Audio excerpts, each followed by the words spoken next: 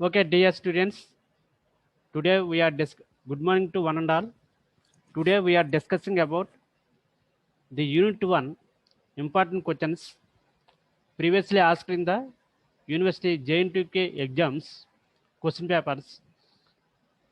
So out of this, the important questions are: so what is an algorithm, and explain its characteristics in detail. This already explained. This question, the answer for this question is already explained.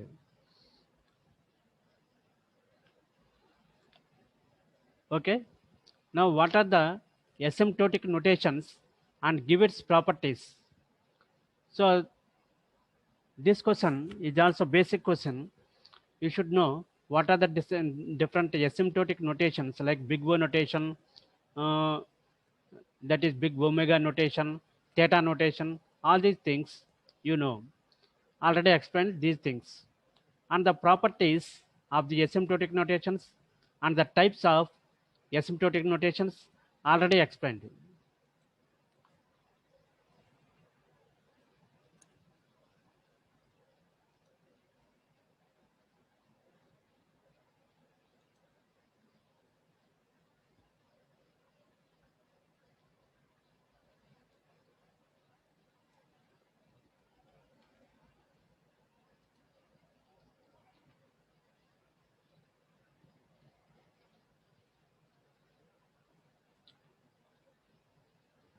Okay, dear students, these properties and the examples are already explained. Now the see the fourth question, fourth important question. Different pseudocode conventions. Different pseudocode conventions used to represent an algorithm. So what is a pseudocode and what are the different conventions we are using to represent an algorithm? See, to represent an algorithm, you can also represent by using the some simple English language sentences, or by using the flowchart, or by using the pseudocode.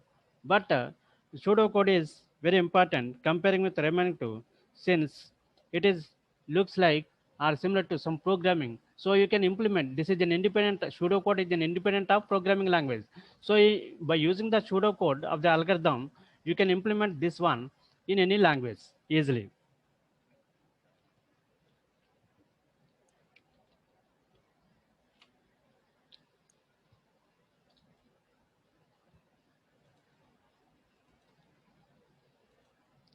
Now see the answer for this question.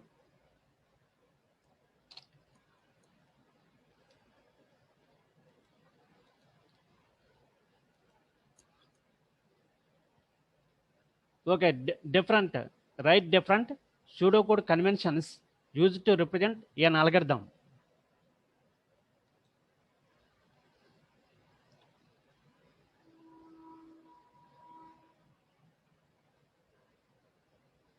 So this is the fourth question. Pseudocode is an informal way of programming description that does not require any strict programming, language syntax, or underlying technology considerations. So when you consider pseudocode, no need of strict rules to write the pseudocode. It is very easy to write the pseudocode, and by using this, you can write the corresponding implementation in any programming language. So there are no strict rules, and it is very easy to write. So this is the advantage of pseudocode writing. It is used for creating an outline or rough draft of a program. So pseudocode summarizes a program's flow but excludes underlying details. Whatever details are there, those details can be excluded from this. So system designers write pseudocode to ensure that programmers understand a software project requirements and the code. So accordingly, okay, align the code accordingly. So purpose of this pseudocode. So flowcharts graphically represent the algorithm. So you can represent in a graphical pictorial way by using the flow chart. So, but it can only be used for simple algorithms or problems. So, pseudocode is used to represent algorithm. So, when you consider this flow charts, those are representing very simple algorithms or simple problems, not for the difficult or complex problems. But pseudocode you can use to represent the algorithm. So, what are the conventions in our pseudocode? Just see the conventions are the important properties of this pseudocode. So, first one, comments. So, begin with double slash, continue until the end of the line.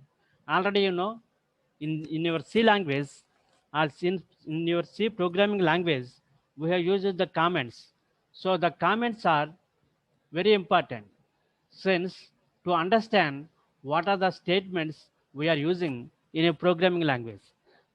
So, by using the double slash, you can represent the commented lines. That means those statements which are some statement English language statements, those can be used for explaining what is the purpose of that particular statement.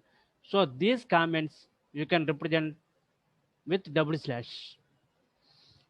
Now blocks. Blocks indicated with matching. So we have the braces.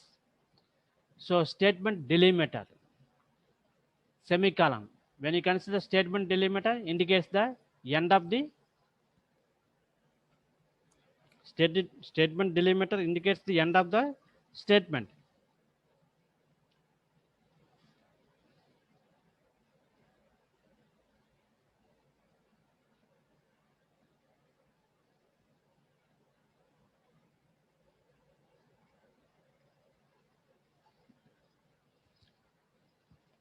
Okay. Now examples. A compound statement, the body of a procedure. We have the blocks you can represent with braces. So the compound statement, that is some group of statements you can store, or you can combine those group of statements with beginning brace and ending brace. The body of a procedure. Suppose there is a function or an algorithm is there. For this, there are some group of statements in that particular function. You can place this group of statements or the beginning of a procedure with beginning brace and the closing of a procedure with the ending brace. So identified begins with a letter. So implicit data type assignment scope depends on context. So we have the identifiers. Identifiers always begin with a letter. What is an identifier? Names used in the program. So implicit data type assignment is done. You can do. Our scope depends on context. So implicit data type assignment means the assignment of the data type to a variable. So when you consider variable a, maybe integer or float, but this is implicitly considered. So that means no need to declare the data type of the variable.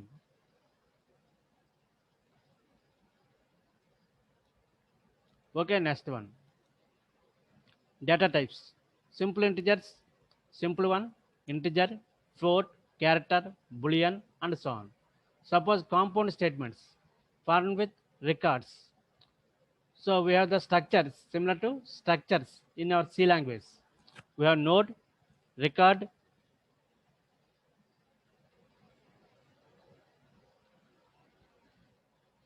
So we have the nodes equal to record.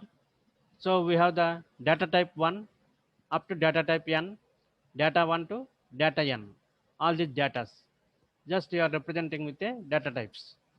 So record, we are using the records.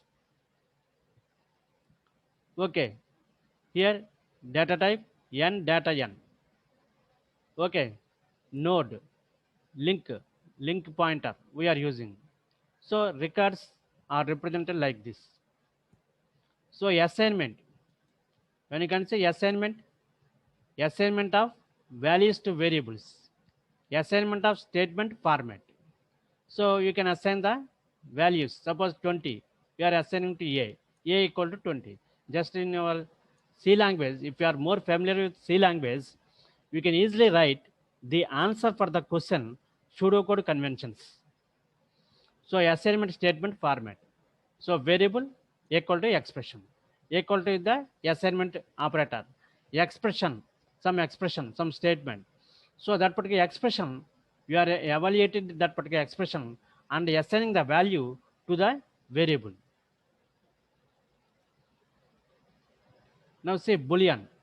Two Boolean values, true or false. True, false, we are using. Suppose if x is greater than 10, then execute the following statement. Else, you will execute the else statement. So yes, x is greater than 10, you are checking here, that is a Boolean type. The result is Boolean type. If x is greater than 10 means x 10 కంటే ఎక్కువ అయితే true లేదా falls. Falls అయితే else case, true అయితే that particular statement, following statement. So produced using operators. We have logical operators and or not. We are using the relational operators. So less than or equal to, not equal to, greater than or equal to, greater than. All these are relational operators. Okay, array. When you can say array, just like in your C language, array indices start at 0. So elements represented using square brackets. Okay, example, I comma j element in A denoted as A of I comma j. So this is ijth element we are representing. Here indexes I comma j, subscript values in array A. So loops. So looping statements for while, repeat while. Already you know in C language we are using these looping statements for loop, while loop and repeat until. See, in the instead of repeat until, in the similar one is in our C language we have do while loop. Okay, while loop, while condition, we are checking the condition. Next executing the statements. You can increment depending on the value. Suppose while variable less than or equal to n, do. If the condition is satisfied, variable is always less than or equal to n. Suppose, then statement 1, statement 2, statement 3. In this way, you are executing. Next, at the last statement, you are incrementing the variable value. Variable is equals to variable plus increment. Okay, variable is equals to variable plus increment. You are incrementing the value of the variable by 1. Next, for loop. For variable, already you know, you are more familiar with for loop in our C language and C++ and Java. Okay, in Python also. For variable, in our algorithms we are using like this. For variable equal to value 1 to value 2, step value, that is incrementing value, do following statements. So this is the for loop used in our pseudocode algorithms, pseudocodes. Now repeat until loop, just like do while loop in our C language. Repeat until loop, repeat statement 1 to statement n until the condition is satisfied. So here in repeat until loop, first we are executing the sequence of statements one time. After that, at the last, you are checking the condition, and based on the condition testing, if it is true, then you will enter again into the while loop.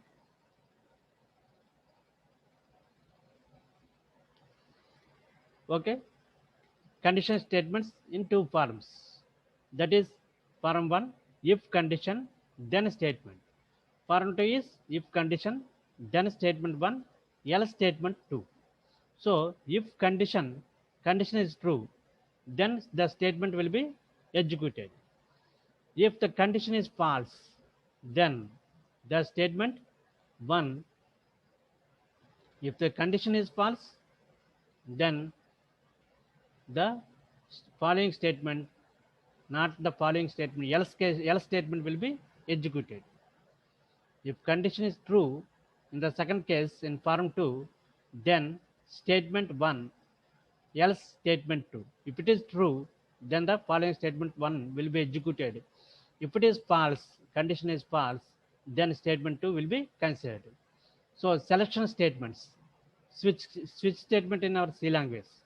So here we are using the case statement, case, condition 1, statement 1, condition 2, statement 2, condition 3, statement 3. Like this you are continuing till you reach the condition n with statement n. Else statement n plus 1, else case. Okay, next one is input output. Input to read the elements. Okay, output to write or display on the screen. Input, the computer or program will read your input. Okay, output means it will be right on the screen or display. No format is used to specify the size of the input or output quantities. So we are not using any format in this case, since just simply we are saying input or simply we are saying the output. Since this is a pseudocode. Okay, procedure. Only one procedure, one type of procedure, algorithm. Algorithm we are using. So consists of heading and a body. In an algorithm, we have just like in our function, we have the heading and function header and the function body. In the same way, here also in algorithm, we have the function header and function body and function parameter list. So algorithm header, algorithm body, algorithm parameter list. So heading format is algorithm, name, parameter list. So this is the starting line of the algorithm. So you should give the name of the algorithm. You should give the parameter list also. Now see this one example algorithm. This example algorithm is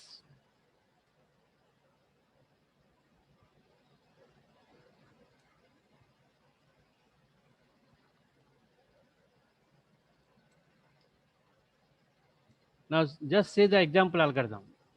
To find the maximum in array of n numbers. Okay, already you know about this C procedure to find the maximum element. Always we are comparing with the remaining elements. So which one will be maximum? You can find. So algorithm max a comma n. When you want to write the algorithm, first you need to write the word algorithm. You should write algorithm. Next, name of the algorithm, that is max, name of the algorithm. And we are not giving any data types, just simply parameters. A is the array and n is the number of elements in the array. So A is an array of size n. You can simply say A is an array of size n. Now see result equal to A of 1. That means initially we are assigning the first element A of 1 in the array A assigned to result. Now we start from 2. I value in the for loop counting starts from 2 up to n, and we are comparing each and every time whether the A of 1 is greater than result. A of 1 is not greater than result. Then you need to check. See, our for loop starts at 2. So first you check A of 2. A of 2 greater than A of 1 or not. Suppose A of 2 is greater than A of 1, then result is equal to A of 2. So in this way, each and every time you are comparing the maximum element with the result already stored maximum element, and which one is maximum you are comparing and checking that the maximum element after comparison can be stored in result variable. So finally after completing of the all the iterations of the for loop up to n elements, then the result will be returned. So this is the simple algorithm. As an example, you can write easily if you know the C language. Then writing the pseudocode and writing the algorithms is very easy.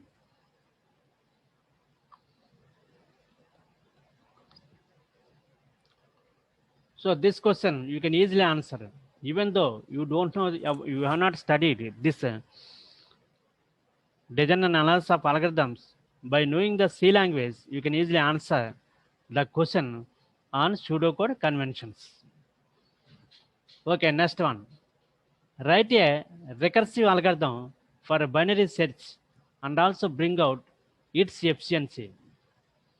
So this is the next important question. Okay, what is a recursive algorithm? Recursive means always calls itself repeatedly. Already you learned, already you practiced in your lab about Fibonacci algorithm or the factorial of a number, towers of Hanoi. All these things, all these algorithms are the problems comes under recursive algorithms. You can implement quicksort. Quicksort you can easily implement by using the recursive algorithm. So for a binary search and also bring out its efficiency. In our searching techniques, we have two types of searching techniques. Already you know, linear search and binary search. So in our case, we are discussing about binary search. So searching is at a faster rate comparing with linear search, the binary search. Each and every time we are avoiding the half of the list. Okay, and also bring out its efficiency. Okay, we'll discuss this one. Binary search and its efficiency.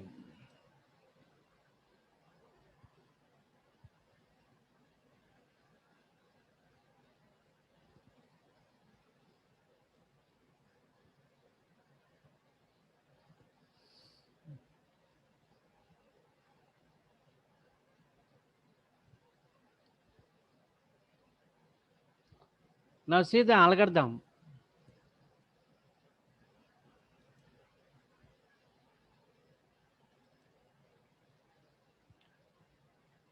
Okay, write a recursive algorithm for binary search. See the algorithm. Find the midpoint of the array. Suppose there are n elements are given. You need to find the midpoint of the array. So this will be the list element at array of size by 2. That means you are finding the midpoint of the array. So that particular entire array will be considered.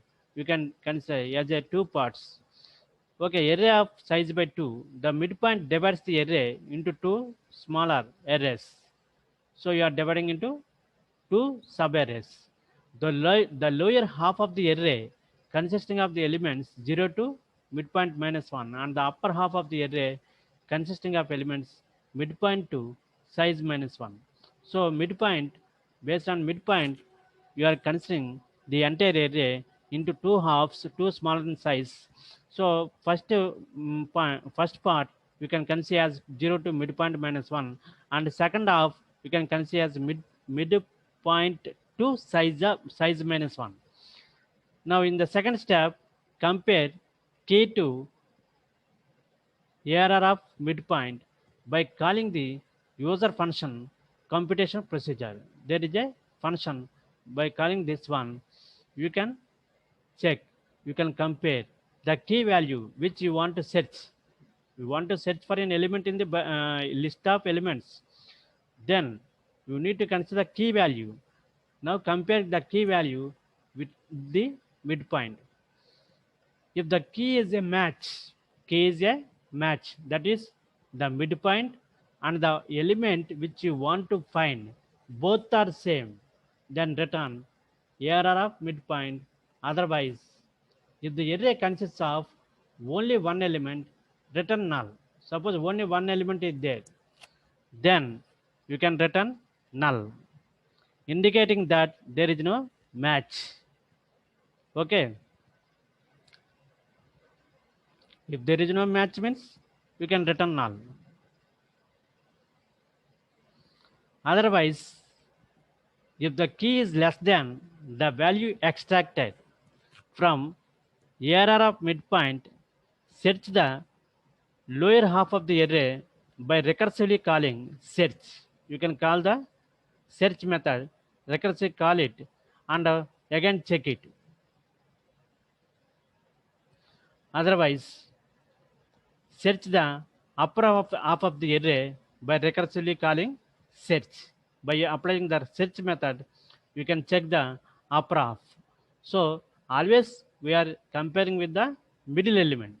If the key which you want to find is same as the middle element, then you can stop. You can return that particular one. Suppose if the key is not same as midpoint or middle element, then if it is less than the middle element, then you can search in the left half. If it is greater than the middle element, then you can search in the right half. So what is the precondition for binary search?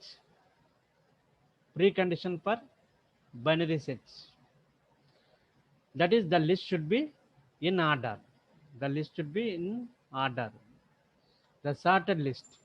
You need to consider the sorted list of elements.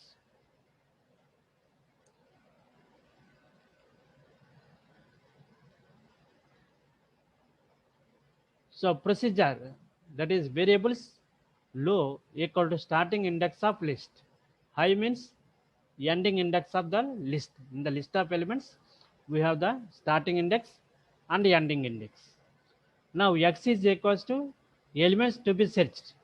What are the elements you want to search? You want to find. What are the elements? Now A equals to list or array. A means that is an array. First calculate the mid position. Low plus high by 2. We are taking always the integer value. So you need to find the mid position. Now compare the key or x which you want to find. Compare x with A of mid. A of mid means at the mid position, what is the element value, that is A of mid. So in the array A at mid position, what is the element? So this one A of mid, we are comparing with x. X is less than A of mid. X is less than A of mid means that comes under left half. Then checking will be on the left half, high equal to mid minus 1. Otherwise, checking will be on the right half, low equal to mid plus 1. At the right half, we have the mid plus 1, low. So what is high equal to mid minus 1 and low equal to mid plus 1? That means we have the left in the entire array divided into two parts, left half and right half. Left half starts from 0 to mid minus 1 and right half starts from mid to, that is, we have mid to mid plus that high value. So in this case we are starting from mid plus 1 since it is not mid. So this process continues until the element is found or not found. So what is the time complexity of linear search? That is now binary search is O of n log n, O of log n. So one program here we can consider one subproblem half as large, since each one is a half part comparing with larger part. Since larger part means all the n elements, we are dividing into two parts, left half part and right half part. So left half part we can consider that is a one subproblem. Okay. So T of 1 less than or equal to B, time complexity. T of n, when n number of elements are given, it is one input only. T of 1 means one input, single one, base case, that is less than or equal to B. Suppose n number of inputs now, n number of inputs, time complexity, input size is n, then less than or equal to T of n by 2 plus C for n greater than 1.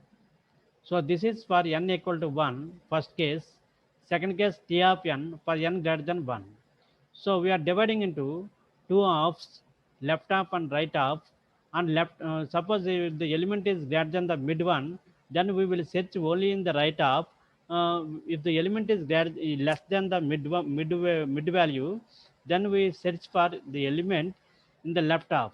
So that is why we are considering only n by 2 part, n by 2 part after that. So less than or equal to T of n by 2 plus C. So T of n less than or equal to T of n by 2 plus C. So here T of n by 2. Now we want what is T of n by 2. For this, you substitute this T of n by 2 in T of n equation. In T of n equation, substitute n equal to n by 2.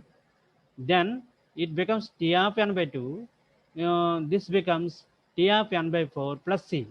So T of n by 2 value is T of n by 4 plus C. Up to here, this one.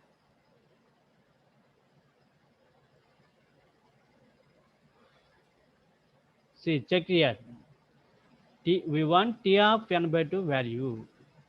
So substitute in the T of n equation, n equal to n by 2. Now it becomes T of n by 4 plus C. So T of n by 4 plus C is written here. Instead of T of n by 2, we are replacing this T of n by 2, enter T of n by 2 with T of n by 4 plus C. Now we want what is T of n by 4? What is T of n by 4? That is equal to T of n by 8 plus C after substituting for n equal to n by 4. Now T of n by 4 becomes T of n by 8 plus C, this one.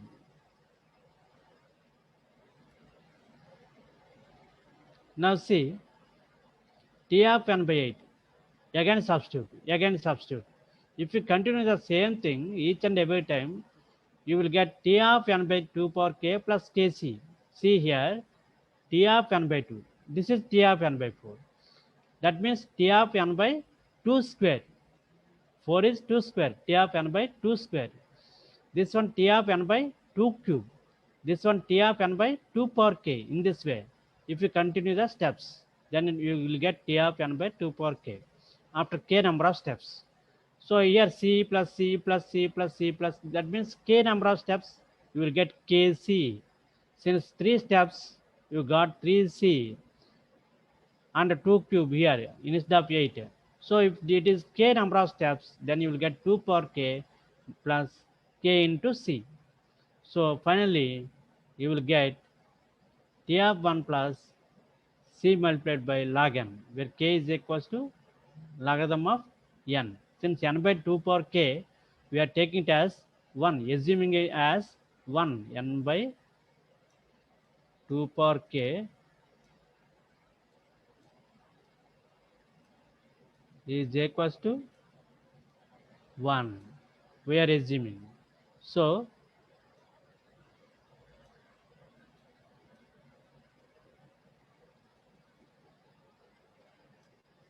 you will get T of 1, and this one k value we will get log n.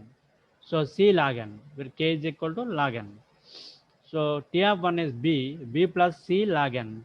So that becomes, this is a constant value, b is a constant value, and c is also a constant value. Finally, we will get log n, big O of log n.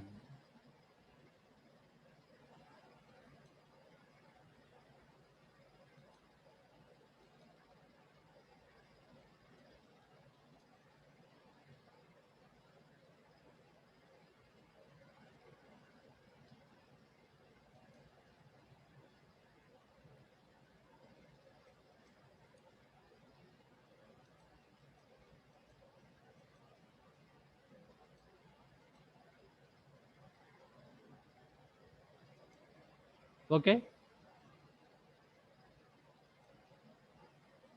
Now see the next question. What is space complexity? Illustrate with an example for a fixed and variable part in space complexity. First of all, what is a space complexity? Space complexity means for running an algorithm, how much amount of time is needed, how much amount of time is required. That is called space complexity. And illustrate with an example for a fixed and variable part in space complexity. So fixed part and variable part, we want to consider this one. What is a fixed part and a variable part? Fixed part, that is independent of the characteristics. Example, number size, size of the number, or number size. Like these characteristics, it is independent of these characteristics of the inputs and outputs. This part typically includes the instruction space, that is space for the code. What is the space for the code? Space for simple variables and a fixed size component variables, space for constants, and so on. That is a fixed part. Fixed part ante ఏంటమ్మా? Fixed part అంటే మనకి instruction space అవ్వచ్చు, లేదా variable space అవ్వచ్చు, లేదా component variables యొక్క fixed size అవ్వచ్చు, constants యొక్క స్పేస్ అవ్వచ్చు. ఇవన్నీ కూడా మనకు ఫిక్స్డ్ పార్ట్లోకి వస్తాయి. అలాగే what is a variable part? Variable part అంటే that consists of the space needed by component variables whose size is dependent on the particular problem instance being solved. The space needed by reference variables to the extent that this depends on the instance characteristics. So the recursion stack space, as this space depends on the instance characteristics. So here the space depends on the instance characteristics. Suppose when you consider the stack space during the recursion and the space needed by referenced variables and a particular problem instance we want to solve, that it also depends on that. So this is a variable part. So the space requirement S of P, we can say space requirement as S of P of any algorithm P. P is the algorithm and S of P is the space required for running that particular algorithm. We can write as S of P is equals to C plus SP instance characteristics, where C is a constant. SP is the instance characteristics and C is the constant. You can write S of P, that is space required for algorithm P, is equal to C plus SP. Okay, we will see what is the answer for this space complexity. See the answer.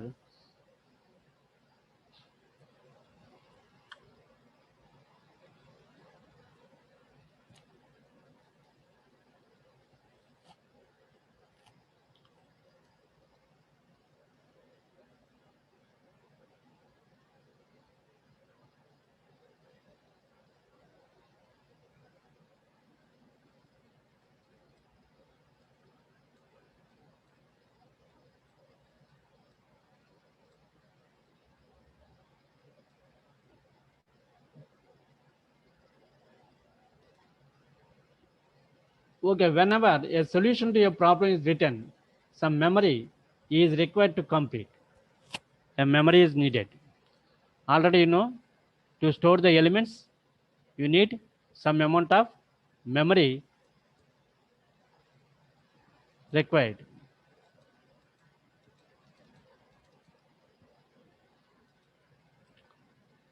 For an algorithm, memory may be used for the following things. That is variables, constant values, temporary values. All these things you can store in the variables. And program instructions. Okay, those are the statements we are using in the program or the algorithm. And execution.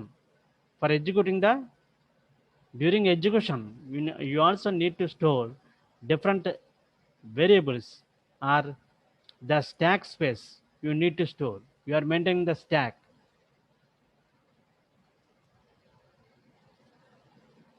So space complexity, the amount of memory used by the algorithm, including the input values to the algorithm to execute and produce the result. So sometimes auxiliary space is confused with the space complexity, but auxiliary space is the extra space or the temporary space used by the algorithm during its execution. That means what is the auxiliary space? That is the secondary space. So that is different from the space complexity.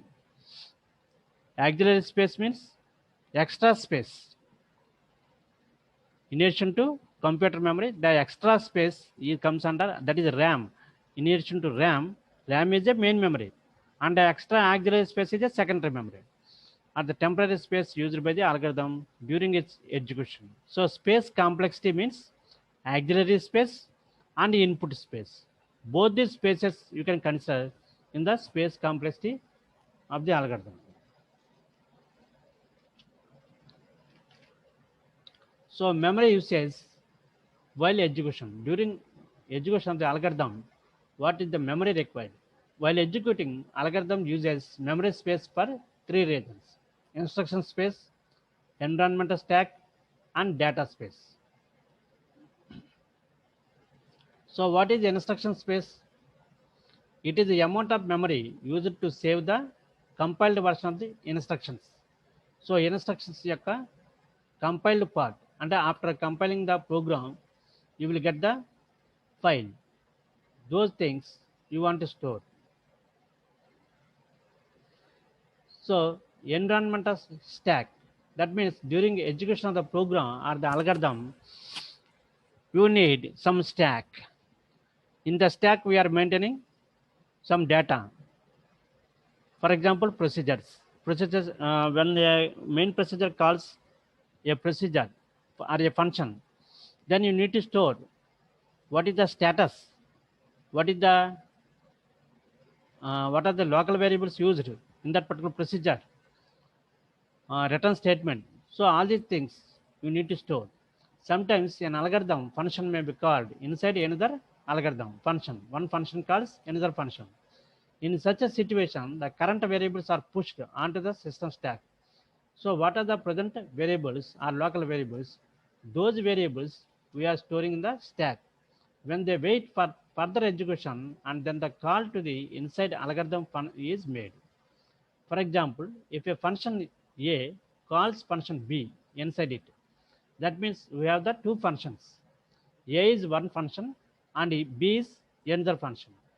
Now, function A calls the function B. Function B ni call చేసింది inside it. Then all the variables of the function A will get stored on the system stack temporarily, while the function B is called and executed inside the function A. So we have the function A and function B. Function A calls function B. Okay. When it calls B, the control will go to function B. But what is about variables in the function A? These variables are stored in the stack, and function B execution starts. So after completion of the execution of function B, then the control will be returned to the function A. Okay. So we are maintaining the stack to store the variables. And other information also you can store in the stack in the form of activation records you can place in the stack. So for maintaining the stack, you need some amount of memory. Next one, data space. The amount of space used by the variables and constants is a data space. But while calculating the space complexity of any algorithm, we usually consider only that data space, and we neglect the instruction and the environmental stack. So mainly data space is considered. For calculating the space complexity, we need to know the value of memory used by different types of data type of variables. Generally varies for different operating systems, but the method for calculating space complexity remains the same. That means we are using the variables in our program, so which needs some amount of memory. So what are the different types of variables we are using? boolean variable, character variable, unsigned character variable, signed character variable, int 8. So all these are data types. So for this, 1 byte of memory is required. Now consider short int, unsigned short int, characters, w character t. This requires 2 bytes. Float, int 32, int, unsigned int, long, unsigned long. These types of data types needed 4 bytes. So double, long, long type data types that requires 8 bytes. Now consider the examples to compute space complexity. Int z equal to a plus b plus c, return z. So here we consider the integer type variable and abc are the variables. Z is another variable. After summation, after adding this a and b and c values, you will get, you can assign it to z. Now return the z value. In the above expression, variables a, b, c, and z all are integer types. Hence, they will take up 4 bytes each. Each one, a takes 4 bytes, b takes 4 bytes, and c takes 4 bytes. Since we are taking the integer variables in our example. So total memory requirement will be 4 into 4, since z, a, b, c, 4 variables. 4 into 4 plus 4, you will get 20 bytes. This additional 4 bytes is for return value, return statement. So return value takes 4 bytes. All these 4 variables a, b, c, and z takes each one 4 bytes. So 4 into 4, 16 plus return z, that is 4 bytes. 16 plus 4, 20. Total 20 bytes it will take. So this additional 4 bytes for return statement. And because this is the space requirement is fixed for the example. This is a constant space complexity. Now consider a bit complex program. For this, how much amount of space is needed? See here, n is the length of the array, a is the array, and n is the length of the array. X equal to 0, that is 4 bytes for x. So 4 bytes for I. For I is the variable that needs 4 bytes. Now see this statement, x equal to x plus a of I. Return x. So in the above code, 4 star n bytes of space is required for the array A elements. Number of elements in the array are n. So 4 star n we are using 4 times n bytes of space, array A elements. Now 4 bytes each for x, n, I and return value. So here we have used the variables x, I and n. So and return statement x. So 4 into 4, 16 bytes there.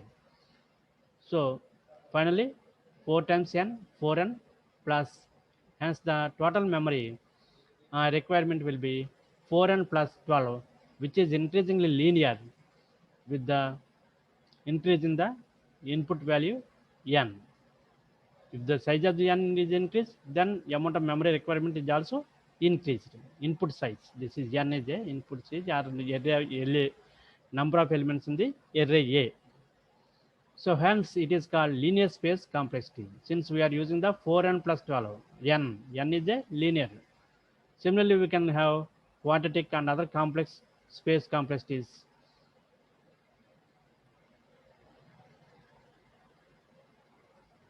So always we try to maintain the space complexity to be minimum. What is the main requirement? Space complexity should be minimum. That is important. Okay. Thank you, dear students. Today's class is completed. We will continue in next class.